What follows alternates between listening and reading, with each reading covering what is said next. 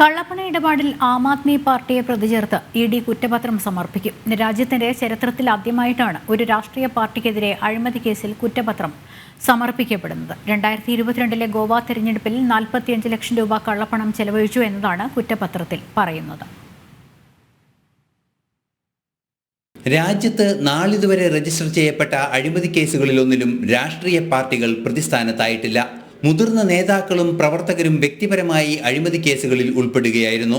രാജ്യത്തിന്റെ ചരിത്രത്തിലാദ്യമായാണ് Aam Aadmi പാർട്ടിക്കെതിരെ enforcement directorate കുറ്റപത്രം സമർപ്പിക്കാൻ ഒരുങ്ങുന്നത്. ഗോവ തെരഞ്ഞെടുപ്പിൽ 45 ലക്ഷത്തോളം രൂപ കള്ളപ്പണമായി സ്വീകരിച്ചു എന്നാണ് കേസ്. മുഴുവൻ തുകയും തെരഞ്ഞെടുപ്പ് പ്രചരണത്തിനായി വിനിയോഗിക്കുകയും ചെയ്തു.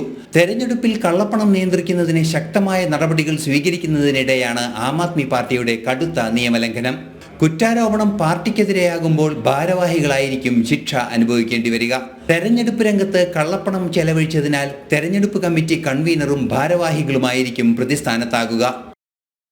നാഷണൽ ഡെസ്ക്, ജനം.